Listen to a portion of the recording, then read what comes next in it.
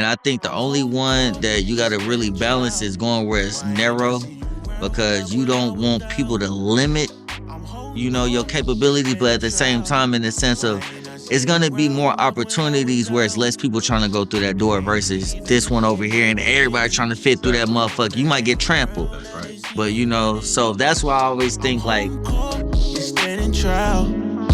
ain't I see you around back when I was down? You mentioned you work with Usher. How did that come about, your relationship with Usher? so long story short, so when I was a senior in high school, I got caught with an ounce of weed in school. Like I said, I sold candy, clothes, CDs, sometimes sold a little something, Was something got me in Reggie or was this trouble. mid? Oh hell no! This Some was kush? some yeah, Okay. nigga, this was Alright. some dro, nigga, Alright. hydro. Alright. Shit, I was nigga, just you know seeing what what I'm you was saying? working Like, with. yeah, I hell was seeing yeah, what you was no, working nigga, with. it was definitely that pack. You feel me? But I got caught with that at school. The only thing that kept me from being expelled was the fact that I had straight A's and nothing but good comments to say about me from all my teachers. The same teachers that caught me with the shit taught my favorite class in school with marketing entrepreneurship. Now, when I came back from JDC, uh, and I'm back in the school, so they trying to basically now the same motherfuckers that caught me is trying to introduce me to this Usher shit, because how they lined it up was the entrepreneurship class that I was in was writing the curriculum for Usher's camp. They was doing something similar to like teaching youth kind of like the business side of the music industry. So they was working with them, but in the negotiations, they worked out for 2 students from their program out the whole district to be selected, but they only had 2 spots. So, this is when I found that like positive encouragement is one of the hardest things to come by, sometimes even because of your friends, because I had built up my brand so negatively in school. Because it's not like I would run down on niggas like, bro, I'm on the fucking honor roll. I'm a straight A student. Like, nah, nigga, I was known for having that sack, having the straps, because like guns was my thing, like That's when I my was thing in too. school. You know what I'm saying? Like bought, sold, traded. Everybody knew like if somebody needed a gun, they just knew to come to me. So I was known for that type of shit. So like my homies is like telling me like, nigga, they not gonna pick you. Excuse me, shit like that. And I remember like, bro, I didn't even have no suit. I had to borrow fucking suit from my uncle. But the thing that got me roasted on so much in school was, bro, he gave me these dress shoes that was the pointiest joints, like out of his closet, bro. They called them motherfucking roach killers. Like they like, where you get the cracks? All the walls of the school kill all the roaches with them motherfuckers. You know what I'm saying? But I had to block it out because, like, honestly, like my teachers had won me over. They showing me like his website. I'm seeing, pictures of kids in the studio with Usher. I'm like, nigga, I'm about to go out here and get a record deal. That's like, it ain't that easy. So like, I competed. It was over 500 students. I had to do like interviews. I had to like do business plans showcasing like my mixtape as a product. I had to do a P&L on like because I'd make good sales in high school, bro. Like off mixtapes, I would have all the girls in my school burn my CDs at their house. They would bring them all to my locker, and I would just sell them. I didn't even pay them. Pimp. I Pimp. Nigga making like 3,500 off a CD. But long story short, man, they picked 2, man, and I was one of them. It was me and it was a dude named Marcus Villa from Wichita.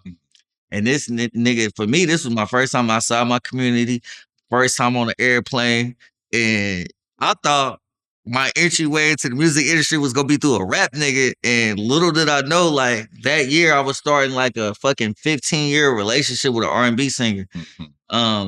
And each summer, bro, they was just calling me back out, bro, until eventually they was exposing me to so much positive things and showing me the power that I had as a leader that I eventually just left the streets alone. You know what I'm saying? They convinced me to want to go to college, and Usher afforded me the opportunity to go to college out here and move and work for him full time. And I moved in 2011. So, for 10 years, I was just a youth in his organization. Then they voted me onto the board of directors.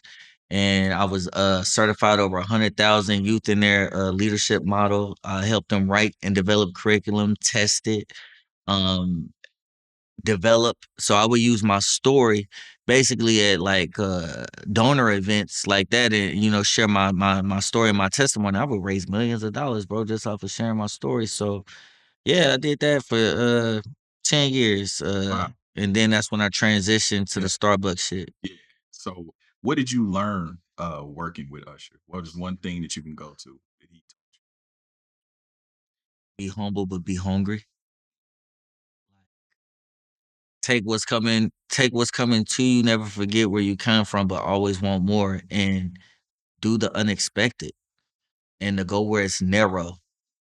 You know, and I think the only one that you got to really balance is going where it's narrow, because you don't want people to limit, you know, your capabilities, but at the same time, in the sense of it's gonna be more opportunities where it's less people trying to go through that door versus this one over here and everybody trying to fit through that motherfucker. You might get trampled. That's right. But you know, so that's why I always think like I would have a primary passion, and then I would develop skill sets that I could monetize no matter what I'm doing. So I could always have a narrow opportunity too. So instead of just being a rapper, I can leverage my marketing skills. I can leverage my communication skills, just even knowing how to do business and work with people. Those are things, my financial consulting, Right. those are things that I can monetize to feed into my passion. Yeah. So when I think of going narrow, that's what I think of. I think of like, don't limit your capabilities as far as like the skills that you have to liquidate into money. Yeah. Because your skills is what gets you the job. See, some people focus so much on a job and then you work this one job, but then you walk away with no fucking skills for real. Because unless you can literally just do that job, it's transferable skills is what they call it. You know, soft, hard skills, shit like that. Do you have a consulting firm? Hell yeah, James Harris Investments LLC. All right. Definitely. You know what I You got mean? a website? Yes, sir. What is it?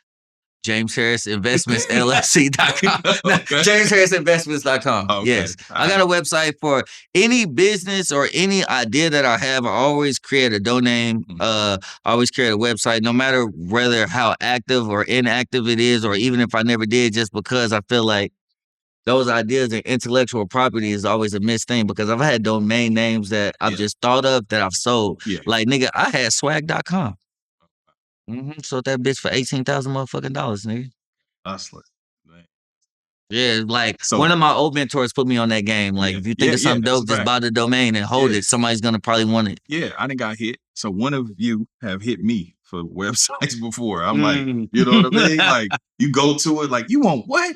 That's my motherfucking name. Like, you know what I mean? Sometimes you beat them to the punch. Man, I'm like, hold on, how you get bigport.com? What's your name? You know what I mean? Like,